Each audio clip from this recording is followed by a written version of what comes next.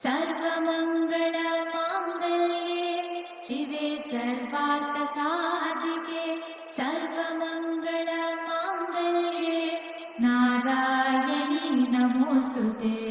सर्वमङ्गलमाङ्गल्ये शिवे सर्वार्थसाधिके सर्वमङ्गलमाङ्गल्ये नारायणी नमोऽस्तुते।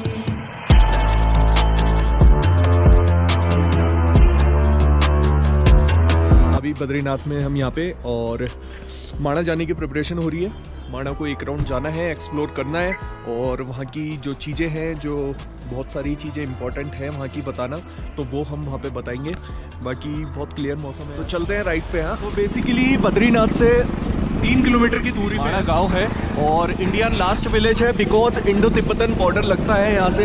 तो आप पूरी वैली देख सकते हैं। बहुत खतरनाक ठंडा हो रहा है, मैं बता नहीं सकता हूँ, मैंने कैमरा होल्ड करा हुआ है, बट अमेजिंग अमेजिंग। पता है दूर दूर तक कुछ नहीं है, ओनली वैली है।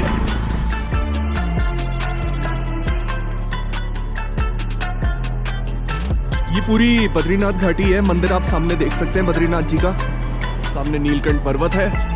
अभी हम लोग माणा जा रहे हैं, हाफ वे में पहुंच चुके हैं। तो माणा जाके देखते हैं, गणेश गुफा चलेंगे, वेदव्यास गुफा अगर समय मिला तो वहां तक जाएंगे हम लोग, और भीमशिला वो तो बहुत अनिवार्य है, तो चलते हैं। सोलो राइड बहुत अच्छी रही है।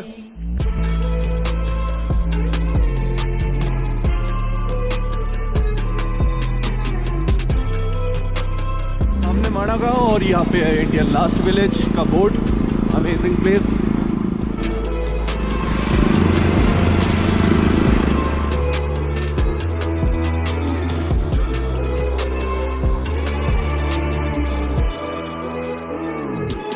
भीमपुल आने वाला है और थोड़े बचे हैं यहाँ से, बाकी यहाँ से वसुधारा का भी जो है वो यात्रा होती है।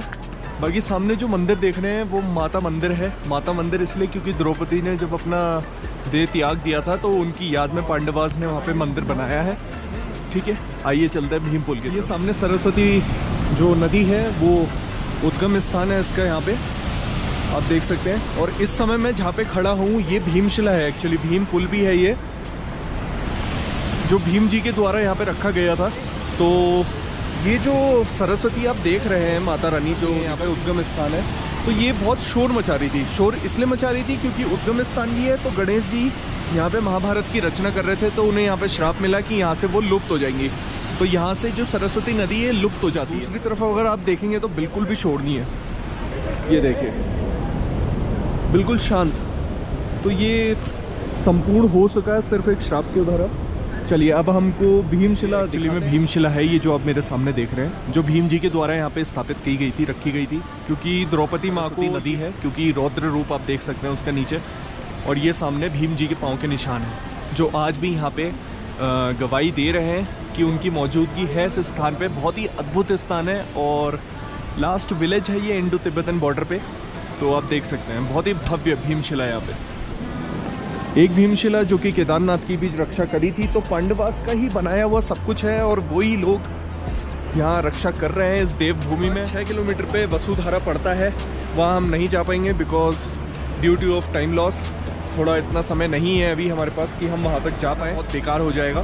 तो हम लोग अब यहीं से ही, यहाँ से अब हम लोग सीधे ऊपर जाएंगे हम गणेश गुफा। गणेश गुफा में थोड़ी देर ध्यान लगाएंगे। दुकान की अंतिम, जैसे आप देख सकते हैं बोर्ड में लिखा है अंतिम दुकान। बहुत ही भव्य और ऐसा स्पॉट जो आपको ढूंढ के भी नहीं मिल सकता है। अब यहाँ पे मंदिर बना दिया गया है सरस्वती माता का, और नीचे सरस्वती माता कल बह रही हैं। तो एक्चुअली ये इंडो तिब्बतन बॉर्डर है, लास्ट इंडियन विलेज है। वैसे तो कई सारे इंडियन विलेज हैं last, but Indo Tibetan border की अगर बात करी जाए तो यही जो विलेज है वो लास्ट इंडियन विलेज। अब माणा आ रहे हैं तो सरस्वती माँ का यहाँ पे सेवन, जो प्रसाद है उनकी जो धारा है वो ज़रूर सेवन करें, जो लुप्त होकर यहाँ से निकलती है। थोड़ा सा आप जल की धारा अपने ग्रहण कर सकते हैं। तो सतोपन स्वर्गीय रोहिणी की जो यात्रा होती है वो इसी मार्ग से होती है, जो आप देख रहे हैं ऐसे जो जा रहा है। अप्रॉक्स 45 किलोमीटर्स का ट्रैक रहता है। और जो पांडव थे उन्होंने भी ये दुर्गम रास्ता पार करके ही वो सतोपन की ओर गए थे। स्वर्ग की सीढ़ियाँ हैं वहाँ पे, जो आज भी विजिबल हैं, आज भी दिखती हैं। तो उसका बेसिकली एक अलग से ट्रैक होता है, हफ्ते 1.5 हफ्ते का वो ट्रैक होता है, लेकिन वो ट्रैक का कोई मुकाबला नहीं है दूर दूर तक।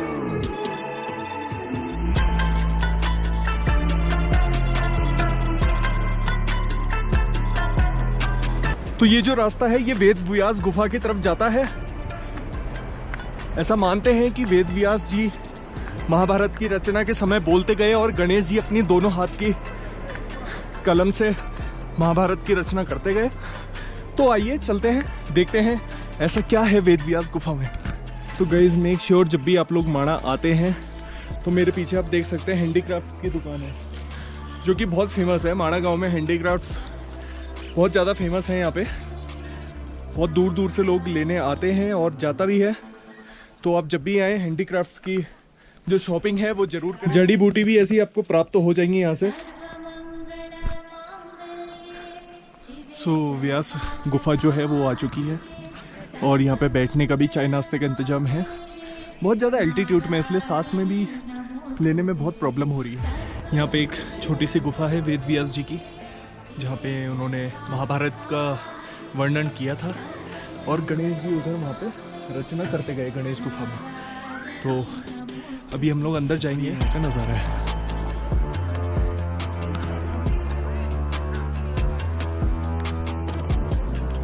तो ये स्थान जहाँ पे महाभारत का वर्णन करा गया था।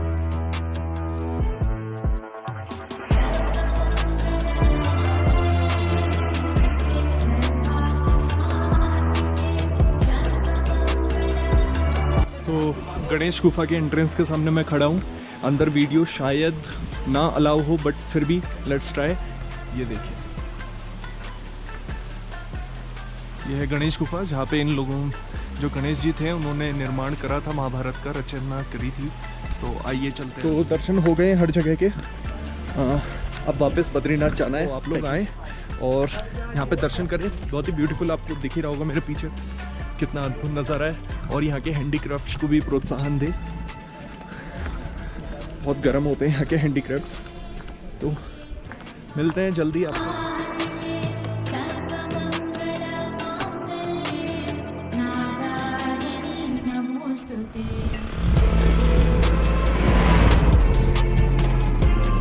मंदिर के ठीक ऊपर आप देख रहे हैं पर्वत श्रृंखला है और इन्हीं श्रृंखलाओं में से एक है नीलकंठ पर्वत। ये वाला जो है राइट एट द टॉप, ये नीलकंठ पर्वत है। तो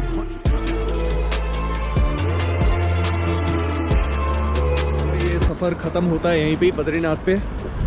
और आप लोग अपना प्यार देना, स्नेह देना इस व्लॉग में। और मैं चाहता हूँ सभी लोगों का मेरे ऊपर स्नेह हो, प्यार हो, ताकि मैं भी आगे बढ़ूँ और आप सेवा कर सकूँ। आप लोगों को यूँ ही दर्शन कराते रहूँ, लेके जाऊँ हर एक नई नई जगह पे, और उसके बारे में नई नई कॉन्सिक्वेंसीज और जो ज़रूरी चीज़ें हैं वो मैं आप सभी लोगों को बताते रहूँ। सो बाइक रेडी है चलने के लिए और सफ़र अब समाप्त होता है। अब मेरे को वापस सीधे अपना देना इस ब्लॉग में। और आवश्यक सूचना जो कि ये है, जो भी कोई यात्रा करता है तो उसके माइंड में यही होता है कि क्या बजट रहता है, क्या रहेगा। देखिए, अगर आपको बद्रीनाथ आना है, सबसे नियरेस्ट रेलवे स्टेशन एक हरिद्वार ऋषिकेश में है और एक हल्द्वानी में है, हल्द्वानी काठगोदाम में। तो काठगोदाम वाले में अगर आप आएंगे तो लोकल गाड़ियाँ जो हैं वो भी चलती हैं और टैक्सी भी चलती हैं। तो उसमें अप्रॉक्स आपका टोटल जो अलावेंसेस होगा, आना जाना सब, वो टोटल आपको 5-5.5 हज़ार का पड़ेगा।